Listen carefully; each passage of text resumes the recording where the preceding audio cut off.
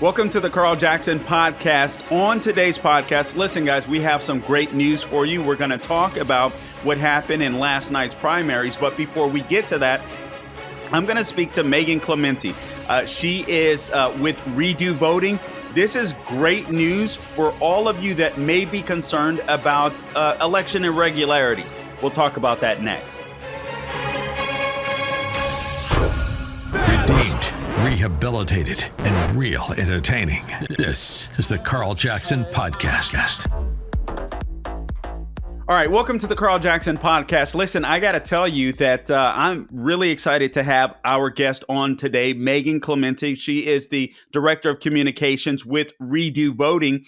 And I have to tell you, this is totally by accident. I had my producer book Megan because I wanted to talk about this subject, completely forgetting that the primaries were happening the night before. So this is the perfect guest to have on today because I think this is good news. Not only what happened in the primaries, but also what Megan and her group has to offer. So Megan, just quickly, give us a brief synopsis of what Redo Voting is about, what you guys do, what you guys want to accomplish.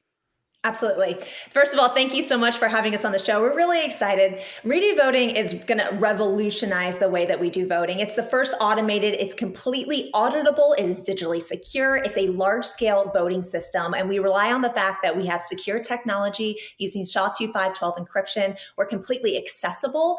Anyone who is a legal voter will have no problem being able to get their ballot and be able to vote in real time, not having to mail in ballots post. Mail-in ballots can still happen, but I'll explain that in a second. And also, it's 100% mathematically provable. So we're going to completely eradicate post-election litigation because you're going to know who has won at the end of the day. Whenever your polling site closes, it's closed. Our company was founded by veterans. These are men that have served our country. They have now retired. They're not done serving our country. We all believe that we should have open and fair elections. And the goal is to make sure that every legitimate voter feels that their voice is heard and they get one vote. All right. I absolutely love this. I think this is good for both sides of the aisle or any political party in the American system for that matter. Everyone deserves to have a vote, one vote, and to believe that their vote is secure. Redo Voting kind of captures the best of both worlds, if I'm not mistaken, Megan, and that is you have both the security and a sense of a paper ballot and encryption. Am I wrong there? No, you're correct. So what we've done is, let me back up for a second. We tried to look at the current state and figure out how can we fix what's happening. There are so many perceived irregularities that really have eroded the confidence in all of us voters where we feel disenfranchised. We don't know if the person who won really did won. We don't know if we want to follow them because we lack the confidence. We don't believe in the system. So instead of taking something that's broken and trying to fix it, we actually took two technologies that are secure, that have been secured for decades, have dealt with billions of dollars, and we taught those technologies how to vote. Both of them are simple. We use them every single day. The first one is the lottery, like the actual lottery. Carl, billions of dollars goes through the lottery. We have created a ballot that is actually a scratch off lottery ticket. When you think about one of these, this is 18 layers of foil and oil and ink and various papers. And you have no idea what's underneath these gel pads until the consumer gets it home and scratches off. Same thing, the ballot, you do not know what's under here. Well, it's going to be QR codes. QR codes are also unhackable. If you've never seen it, you cannot copy it, you cannot change it. So once you scratch this off as a voter, you will be seeing it for the very first time before anybody else. You'll utilize those QR codes to connect you to your securestate.gov website where you'll be able to vote digitally online. Let me ask you this. As far as the QR codes are concerned, are they like a fingerprint of sorts where one QR code can be tracked to one voter?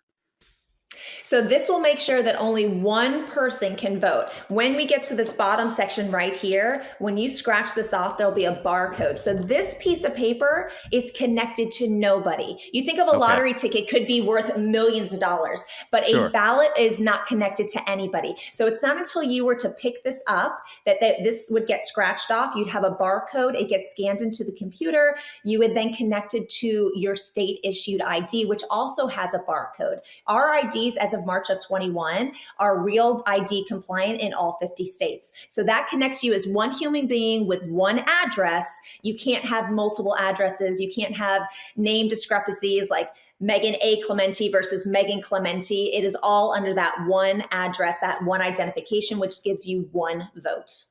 Okay. And then I'm just looking through the website. I'm going to encourage all of you in the listening audience to check out this website. And listen, and Megan, I don't take this as an offense at all. If this is legitimate, I think this is a great system, and I do think it's legitimate. So I know you won't take this offensively, but I'm going to ask all of you guys to look at this website, redovoting.com, redovoting.com. I want you to look through it thoroughly. I want you to research it for yourself. And if you like what you see, I want you to take it to your state legislatures. I want them to use this system. I think they should use. Listen, I believe that old school voting is the best way to go about everything. I simply want paper ballots. I'm not going to lie to you. I'm partial to that. I love old school. I think it's nice. It's simple. But I think this gives us the best of both worlds. So this is really, really cool here. It says here right on the website, redovoting.com is the first fully automated, completely audit. I can't read today. Auditable. Thank you. It's okay. I had to practice that too. All right. So let's talk about that. How is this completely auditable? Okay. Did I say that right again? Okay. You didn't, but it was adorable. Auditable. When you think about going through an audit, you're thinking usually about recounting, hand counting these ballots. And we've seen in the media where these ballots just mysteriously appear, 10,000 were forgotten or lost. And we're like, oh no, these votes didn't count. What happened? Well, in our system, when you vote, as soon as you're done, I should tell you, each one of these are a different QR code. So when you get to the final phase of your voting and you hit submit, your vote automatically goes into the state repository. And the reason why it's real-time auditable is that we see those votes coming in. Depending on how transparent your state wants to be, they can keep that information to themselves. A bonus of doing that is it doesn't disenfranchise anybody that maybe has 2 time zones in their states. We've had those issues in the past where the AP has called the state of Florida before our Panhandle actually did their vote. So a lot of people didn't want to vote because they felt like their vote didn't matter. So a state might want to hide that. But if they want to be fully transparent, you can see all those votes coming in, or you can see them coming in for red or blue with no name attached. This gives you total anonymity. Once you hit submit, your vote goes to the repository and you are now an identification number. For your own personal records, there is a final QR code that you can click on this and you will see the status of your vote. You'll see how you voted, and then you can actually print it out as a PDF for your personal records. So you'll always remember how you voted. But as far as being put on a list or having to worry about, there might be a repercussion because someone could find out. That's what makes this so different than the paper ballots, is that with the paper ballots, anybody could potentially get a hold of your ballot and see how you voted, which makes a lot of people very uncomfortable. Yeah, I love this idea. Let's talk about absentee voting. Obviously, that's going to be an issue for some people. It's been an issue.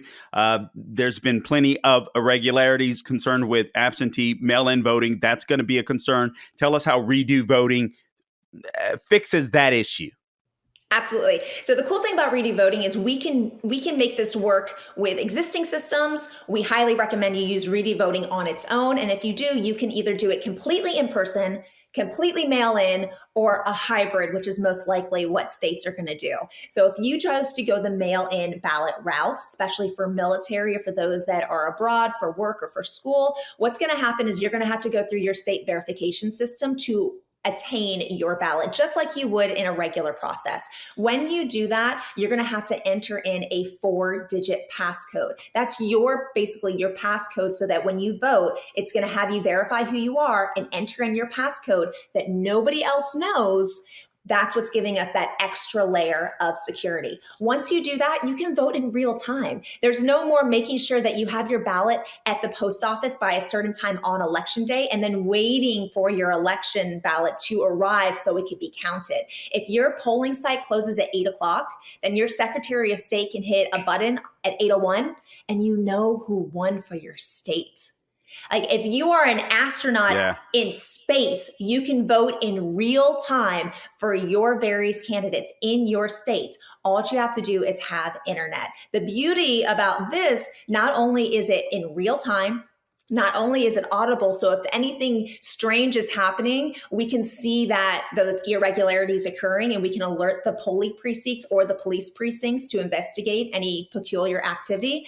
But also with that, we can make this completely affordable. According to a 2017 MIT study, it showed that on average, states spend $8 per person or per voter. $8. We can do $5. So you're saying an extra $3 per voters in the state of Florida, that's about $45 million that the state would have every election cycle to use however they feel needed. If you don't have accessibility for IDs, you can get your citizens state issued IDs. So now you can be even more real ID compliant during the process to help with the integrity. If you're having issues with assisted living facilities, you can make sure that there is both a Republican and Democratic representative that goes to help senior citizens vote so they don't feel like they're being coerced to vote with whoever's helping them, but they can feel like someone is truly assisting them to make sure their voice is heard. So we have all this leftover money that the states can be able to use for additional election integrity, for voter integrity, or for roads or education or whatever that state might need. And I got to tell you, there's an added bonus in this, Megan, and that is we know who won election day. Yes. I hate this idea that we have like an election season nowadays. And I think this is very dangerous. I think it leads to more distrust in the system. It leads to more distrust of our politicians, regardless of whether your team wins or loses. It's nice to know the evening of so you can move on with your life and prepare for the next battle. So I think that is an added benefit to this. I want to ask you this. Have there been any state legislatures that have been looking at this new system with Redo Voting, redovoting.com? Again, I'm speaking to Megan Clementi, and she is the director of communications for Redo Voting. Who's been adapting this? Who's been showing interest in adapting Redo Voting, Megan? So at this point in time, we've been speaking with 5 or 6 states directly about putting this into action for this midterm season, midterms 2022, and another 7 to 8 states that are looking to implement it after this election cycle.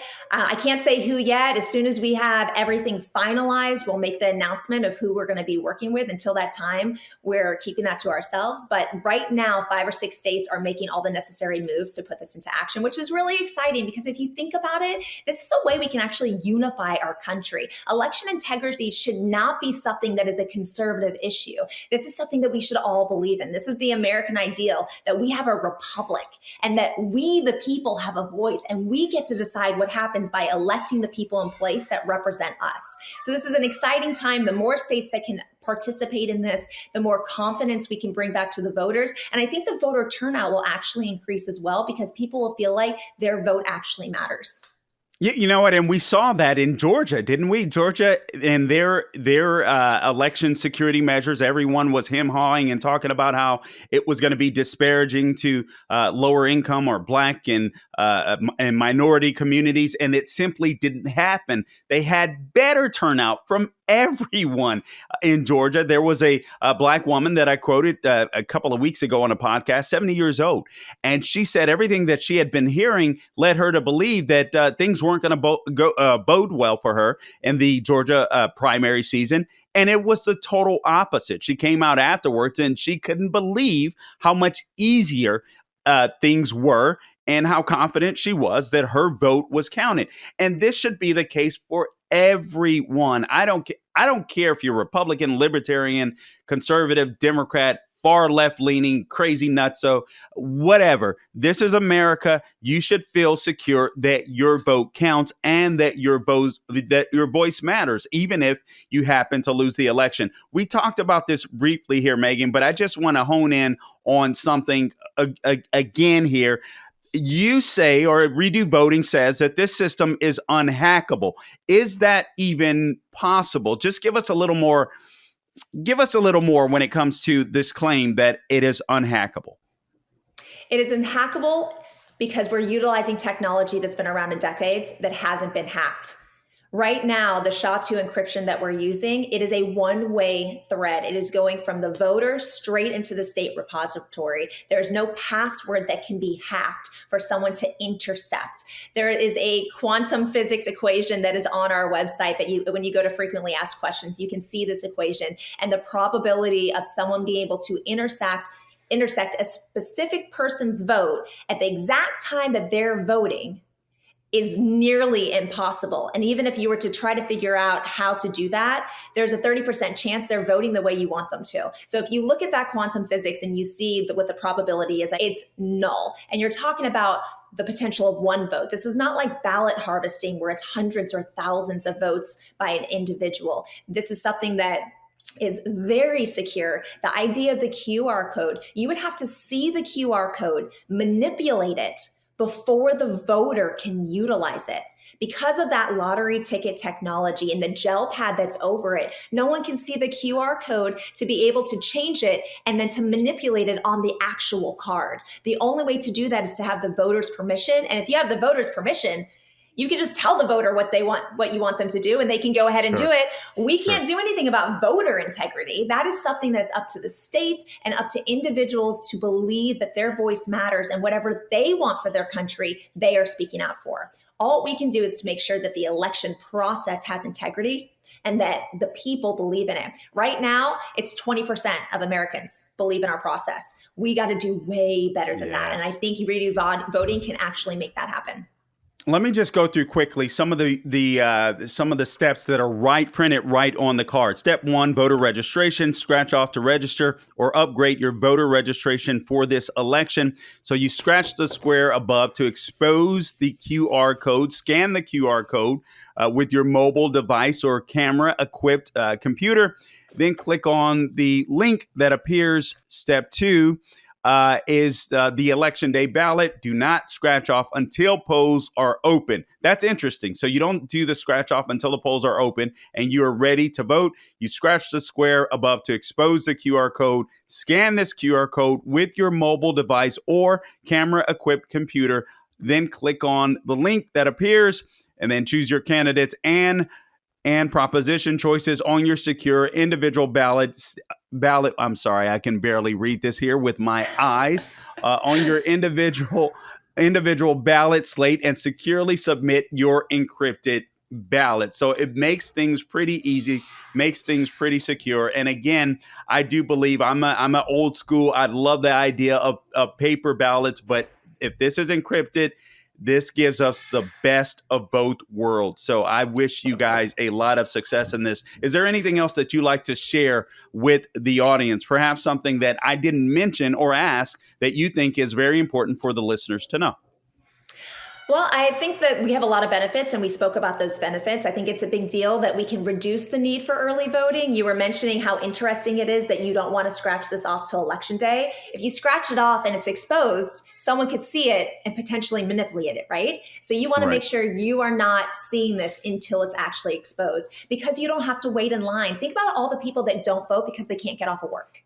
They don't have the time. They have kids. They have things going on. They can't stand in line for hours. Imagine being able to vote on your 15-minute lunch break or be able to do it after the kids go to bed one night. So we can reduce the time frame if needed for early voting, which also helps with all those irregularities. We can remove the delays in tabulation as we talked about. So we know right when polling closes, who wins. We can allow for legal absentee ballots to be counted in real time, and we can detect and to stop those perceived irregularities. All these things can be done with one system that is less expensive, and easily put out immediately. So as we talked about, 5 to 6 states are already doing it. 7 to 8 states want to do it moving forward after 2022. So it's a really big deal, and we're super excited, and we really appreciate the opportunity to share it with your listeners, because we have a feeling it's also going to be a grassroots movement. If you like what you've heard, go to redovoting.com, look at our frequently asked questions, tell all of your legislators about this, and let them look into it for themselves and see if it's something that your state needs.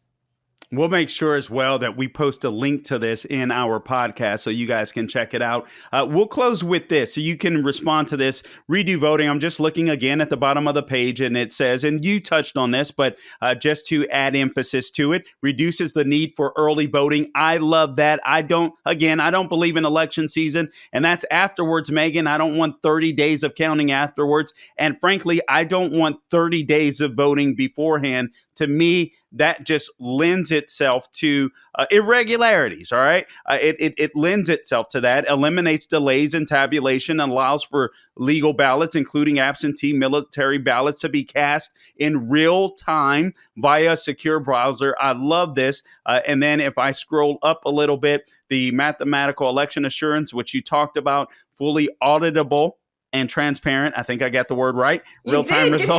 Good job.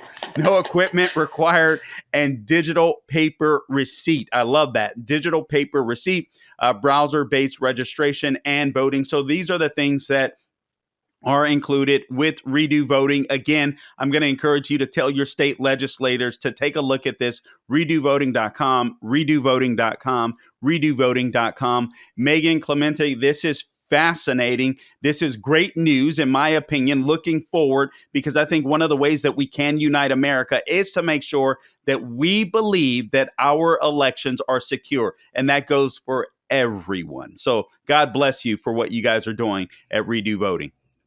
Thank you so much. And thank you for understanding our mission, that this is truly to unite the nation and for us to finally believe in what we're doing as we were believing in our America in the past. We have a way forward, and Redo Voting is it. Cool. Love it. Thank you, Megan. Appreciate it. Thank you so much.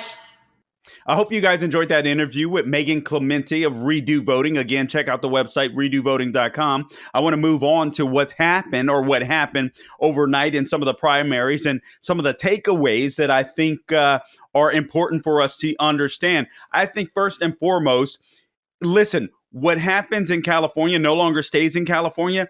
What the left is trying to do across the entire country is make the entire United States like California. That's what they want to do. So when lefty California recalls Chesa Boudin in San Francisco, that sends a signal to the rest of the lefties across the United States that they better watch their backs. Metaphorically speaking, of course. I don't want to get in any type of trouble there, but I got to tell you, this is huge news. Chesa Boudin is huge news also. In the LA mayor's race, there's going to be and I just literally in the Los Angeles mayor's race with this guy Caruso. I believe his Rick Caruso is his name. This is a billionaire mogul out in the Los Angeles area, a tycoon that's built these malls. He went from Republican to independent to turning Democrat. I think he did that in order to save his state or save his city, if you will.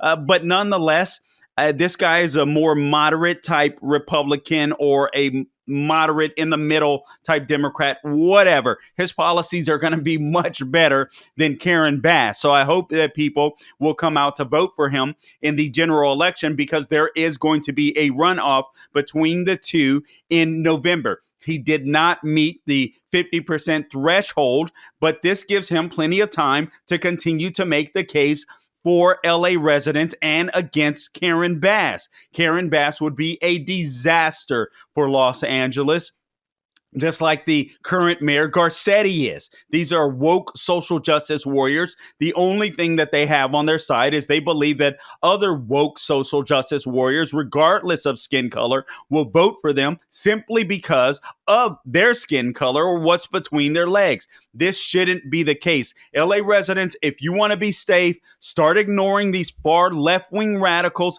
There are some good, decent liberal Democrats, and the good news is everybody wants to be safe. And that's what we saw exactly happen in San Francisco. Let me give you a quick rundown, a few takeaways from the night. And again, we were watching races that took place in 7 states across the country. I'm not going to go through all of them. Obviously, it's just far too many. There were congressional races that occurred, but California, Iowa, Mississippi, Montana, New Jersey, New Mexico, South Dakota. But I think that California offers us the biggest takeaway as to where the country is headed and how the Democrat Party is in danger,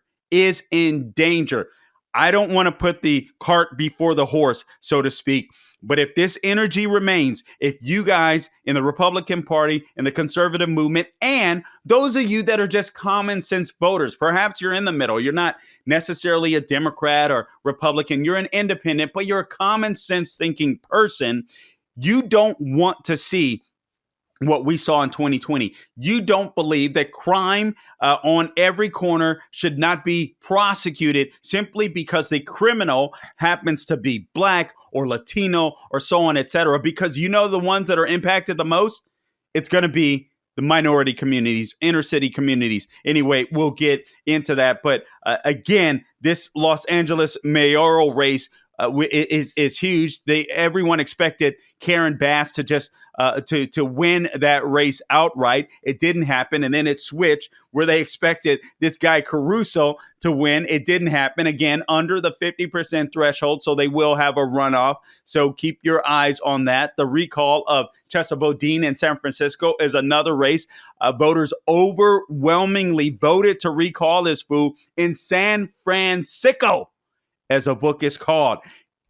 Overwhelmingly, 60% of the people said, yes, we want this guy out. And that was after he won relatively easily back in 2019. This is a George Soros-backed candidate, Rick Caruso. I am correct. Rick Caruso is the guy that is headed to a runoff with Karen Bass in the LA mayoral race, which I think has implications, national implications. Gavin Newsom, the governor out there, is a disaster, but he won his primary overwhelmingly so. Obviously, he has a name recognition. He survived a recall election last year where Larry Elder could have been governor. You guys could have been in a much better position.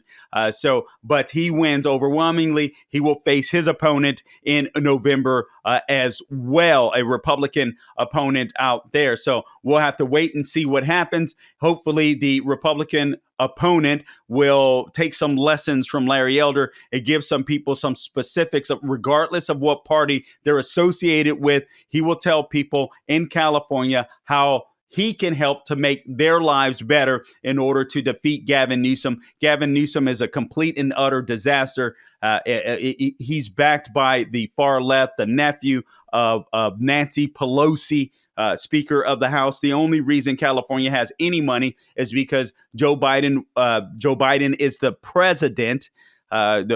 President-elect Joe Biden. And so the federal government gave California tons of money. So people are fooled into believing Gavin Newsom is doing a good job out there when it is the complete and utter opposite. So that was huge. The LA mayor's race, that's huge news. The San Francisco DA race, which I'm going to dive into a little more intently here shortly, is huge news. Kristi Noem survived her primary in huge numbers, by the way. So she's still in contention, or her name will still be mentioned throughout 2024. You guys know it's been rumored that perhaps she'll run as a VP, or perhaps she might want to run herself for the presidency. We'll have to wait and see, but this keeps her name in the mix. So let me just read from this. South Dakota, Governor Kristi Noem, I believe this is from USA Today, if I'm not mistaken. I like to read some of the liberal rags where that's concerned. Oh, actually, it's from CNN. So Nome, South Dakota Governor Kristi Noem easily defeated her GOP primary opponent. That means the first-term governor will continue to be an early name for a possible 2024 presidential bid or as a potential VP nominee. Noem became a star among grassroots conservatives for her hands-off approach to COVID-19 restrictions. She spoke at a pair of Conservative Political Action (CPAC) meetings last year, and she has been on the front lines of many cultural war issues in 2022. Republicans had soured on her for a minute due to some of the athletic issues, male-female athletic issues. That no longer seems to be an issue. There was some legislation passed that made conservatives like her again. So she's going to be a contender at some point in time. She became very popular during the lockdowns. Critics have said Noem is a big backer of former President Trump. She was inserting issues into the state that didn't pertain to South Dakota to raise her national profile. And listen, this is CNN. I think that's an unfair take. What she was trying to do is protect her state from outside influences. So that's what I would say. A couple of rhinos, as Trump would put it, survived their primaries.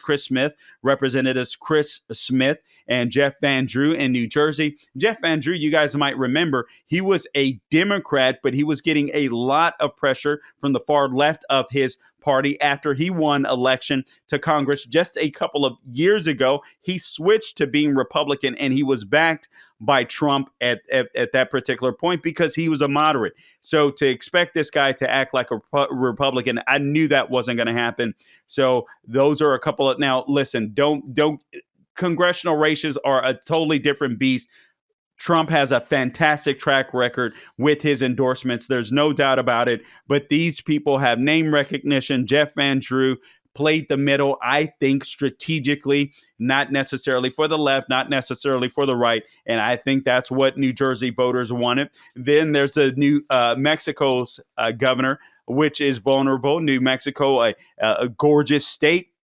I don't know why, except that it's probably semi-close to the border. It swings so blue in California. People move away from California, make other states blue. So New Mexico Governor Michelle Lujan Grisham didn't have to sweat on primary night as she didn't have a challenger in her Democratic primary. Lujan Grisham, with help from a Democratic-controlled legislature, has quietly become one of the party's rising stars in enacting gun control measures and laws that have protected abortion access. All right. So this is what she's known for, I guess. Democrats control every statewide elected office, including the five-seat stated Supreme Court. Remember, I'm reading from a liberal rag here, but I think this is good information for all of us to know.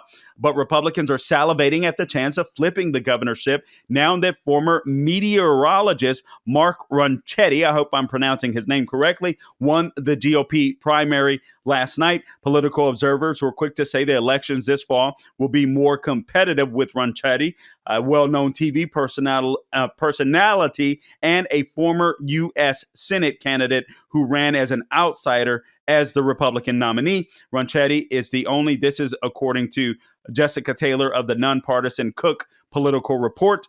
She said this in a tweet that Ronchetti is the only candidate who could make the race competitive, or who could make it competitive, to quote her directly. So we'll have to wait and see. Those are some of the big takeaways for the night. But I want to hone in on this issue with what's happening in California with this recall of Chesa Boudin in San Francisco. Guys, people remember what happened in 2020, but more importantly, why this race is so important is because this is Democrat on Democrat crime, if you will. These are liberals turning against leftists. This is what needs to happen. All of these people on the left or in the Democrat Party that wanted to feel good about their policies, that wanted to feel good about their party, admitted, this is what happened last night. Liberals admitted that some people in their party are cray-cray and they cannot work with them. And that's essentially what we saw. So George Soros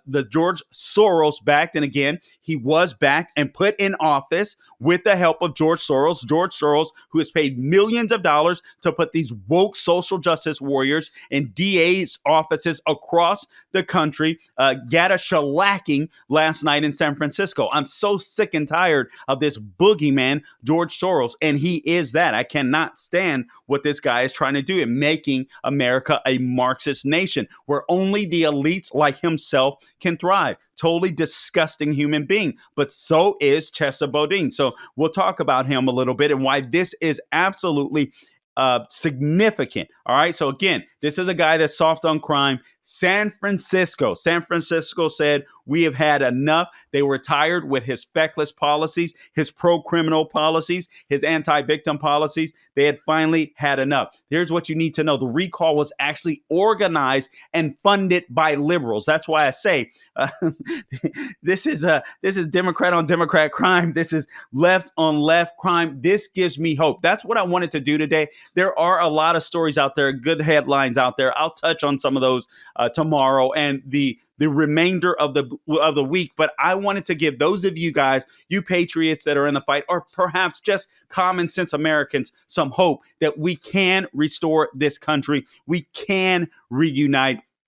And we're starting to see it happen when we expel the crazies from our own organizations. And that is what happened last night. So this gives me a bit of hope.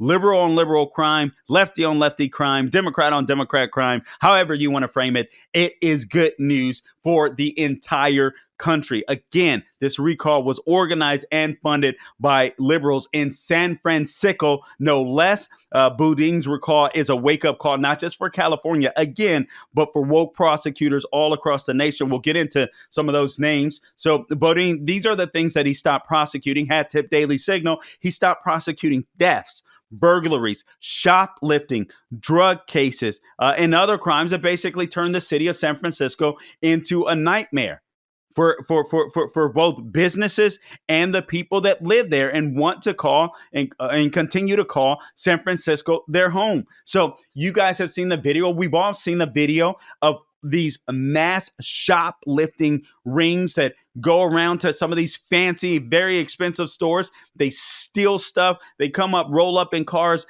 I mean, they wipe out the store's most valuable merchandise and they just head off. No one can do anything about it except sit and watch. And these criminals know that they are empowered by people like Chesa Boudin, who was just a woke social justice warrior, ignorant at that. I'm going to share some of his background with you because the guy should have never been elected.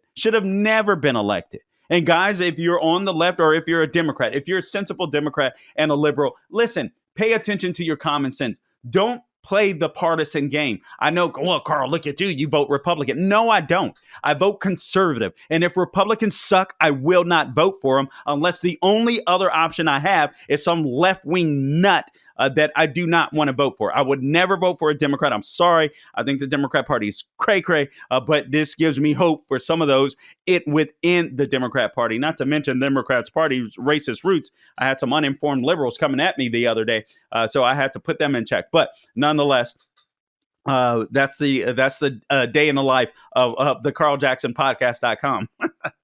The CarlJacksonPodcast.com. Make sure you share that with your friends. I really appreciate it. Really appreciate the growth. I'm really humbled by it. So thank you guys. Getting back to this, but just consider this and the drug offenses that are going on in San Francisco, where needles are all over the place. The San Francisco smells like poop by all accounts, where they were literally, I'm not sure if they're still doing this, but at one point they were giving out poop maps because the homelessness was so bad. Your child could be in a park somewhere walking down the street, not only step on poop, but step on needles. And you know, with drug comes other crimes. It's not necessarily the people that are on drugs. You want to get them the help that they need, right? No doubt about it. The problem is drug offenses always come with other sorts of crime, whether it's robbery, theft, people that are addicted, wanting to get high, but don't have a job, that are going to go out and rob somebody. You have the criminal element, if you will, the dealers, the big time dealers that are that are selling all of this stuff to these people that are in desperate need of some help and just essentially killing them as if they're nobodies. There's all types of crime that is related to drug offenses that no one wants to talk about. Everybody wants to just talk about it and pretend like, there's we need to just legalize this and that. And they have no freaking clue. Even some people on the right that I understand that say this stuff, they have no clue because they've never lived in the hood. They've never been able to see this stuff up close. They've never been able to see the crime that is connected to drug offenses. They have no freaking clue. Oftentimes, but some do, and I understand some people have a conviction on these issues. Nonetheless, I don't want to stay there. I'm just happy for the people in San Francisco for getting rid of this clown, Chesa Boudin. So he. This is what you have to understand about the left. This is what you have to understand about these woke social justice warriors. They refuse to enforce duly enacted laws. Well, Carl, what do you mean by that? Here's what I mean by that. There's a process that we have in the United States of America. It's the thing that makes America great. We, the people, get to have a say. All right. We get to have a say. And then what we do is we elect people to represent our say, whether that's in Congress, whether that's in local politics. We elect people to speak for us. What Chesa Boudin does and what these social justice warriors do is they say, I really don't care about the rule of law. We're not a society of men. We are a society of laws. That's what makes us exceptional from the rest of the world. Dictators, unless we let them, unless we're stupid enough to let them, cannot rise up under our system because we, the people, are in charge, unless we're dumb enough to cede too much power to people like Chesa Boudin or people like Joe Biden even, who wants to totally transform America. If we're stupid enough to do that, then we get what we deserve. And what the people were getting in San Francisco, listen, let's just be real. They were getting what they deserved until they figured out they had enough. But duly enacted laws, if this guy ignores them, which he did, it just takes the people, we the people, out of the mix. So San Francisco voters started to see that and realize that. Here's some background on this fool. The San Francisco voters should have known this. This guy, his parents and his legal guardians were real domestic terrorists, not like the mostly peaceful protesters of 1-6. His parents and his legal guardians were real domestic terrorists. His parents are Kathy Boudin and David Gilbert, both of whom were members of the domestic terrorist group Weather Underground. That was a radical militant Marxist organization. His parents were the getaway drivers following an armed robbery, listen to this, of a Brinks truck in New York. The Brinks guard and 2 police officers were fatally shot. So his parents did some time on that. And then when his parents went to prison, he was raised by the other radicals of the group, Bill Ayers and Bernardine Dohrn. They were co-founders of the Weather Underground. Now, listen, their sins aren't necessarily his sins, but this fool was learning from the best of domestic terrorists. Here's a little bit of his background. Before attending Yale Law School, he lived in Venezuela, served as a translator to the dictator Hugo Chavez. Can you believe that? After clerking for 2 federal judges, he began his career in San Francisco's public defender's office, where he argued that California's bail system was unconstitutional. And of course, it wasn't. The entire so-called progressive prosecutor movement is built on a couple of premises. This, according to the Daily Signal, 1, that the entire criminal justice system is systemically racist.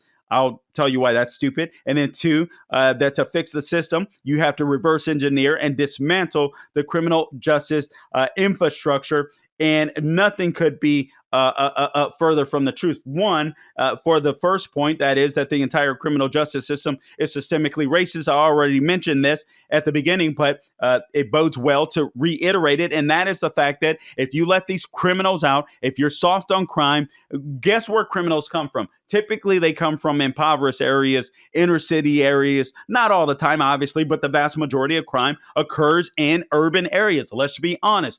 Let's be real. If you're not going to be honest, you're not a real broker. joker. You shouldn't be talking about this subject. So who are the victims? Who tend to be the victims of crime?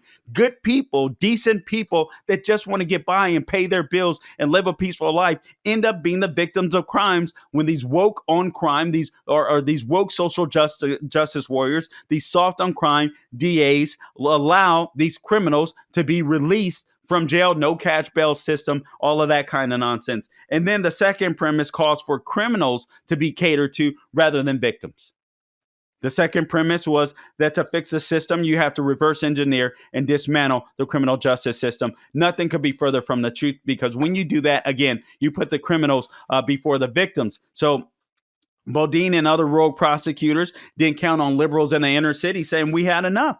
We had enough. They didn't count on liberals rising up against them. Why? Because they're in the same party. They assume that they think alike. They assume that they could just take the party further and further left, and they've been successful at that. Just look at what's happening in Washington, D.C. with AOC. So they gambled on the idea that liberal voters would tolerate the crime, the robbery, the thefts, open air drug markets, rising gang violence, more homicides, as long as the policies were sold as, quote, reimagining prosecution and to combat mass incarceration. People hear reimagining prosecution, mass incarceration. If you're a liberal, you're sitting there thinking, yeah, maybe the cops, all you hear on the news all day, every day when it comes to crime is cops are bad, cops are bad, cops are bad. And you don't hear of the other side. You don't hear about the victims, and the mainstream media intentionally hides that from you. But here's the problem. The mainstream media can hide this crap from you, but not when you end up being a victim. And that's exactly what was happening in San Francisco.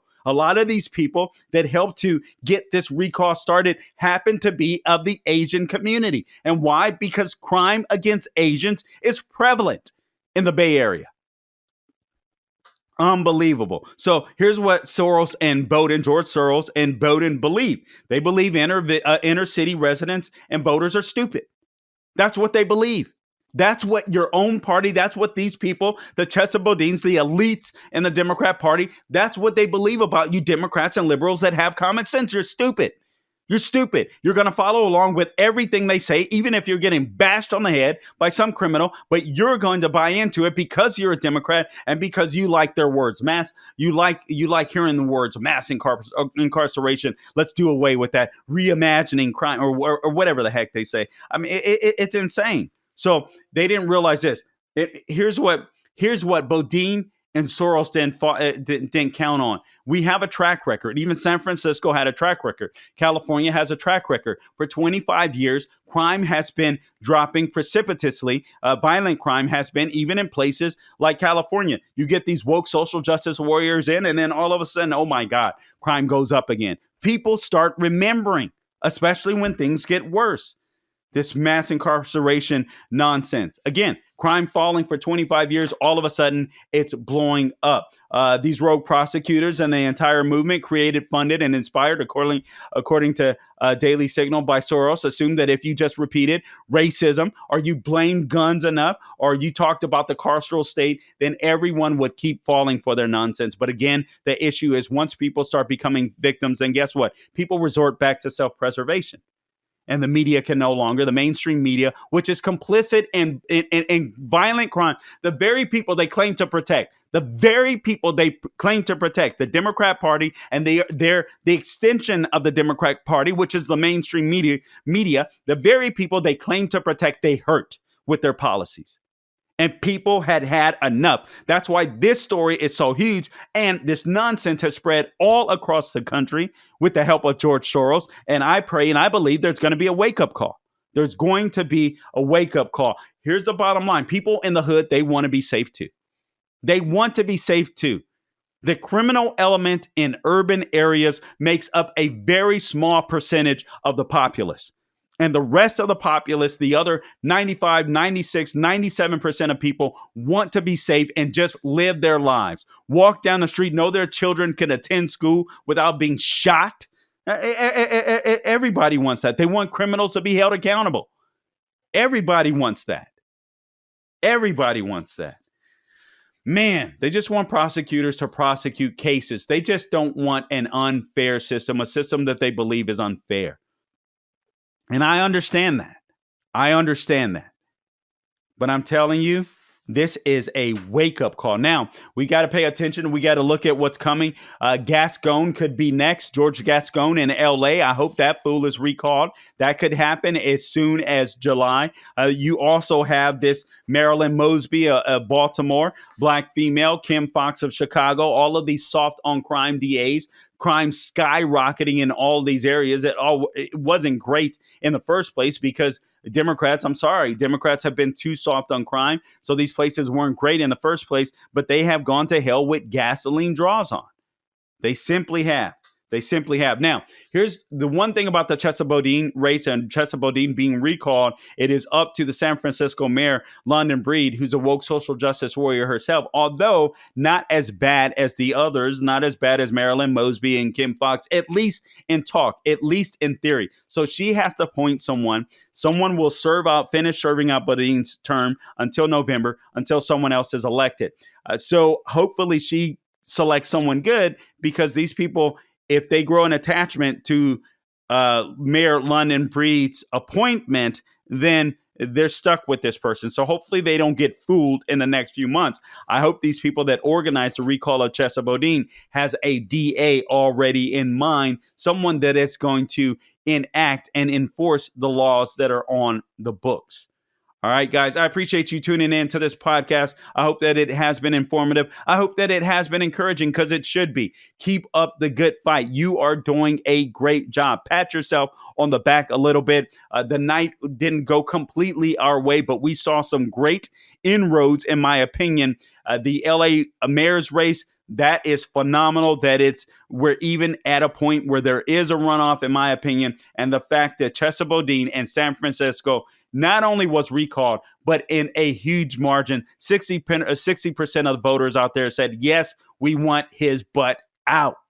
I love it. I love it. I love it. Guys, please be sure to subscribe to my podcast, thecarljacksonpodcast.com, or wherever you get podcasts. Also find me on social media, The Carl Jackson Show. You can find me at, Instagram, Parler, Twitter, you name it, True Social, anywhere, Facebook, anywhere where you can find me, The Carl Jackson Show. You can find me there. Guys, until next time, don't grow weary doing good. God bless you.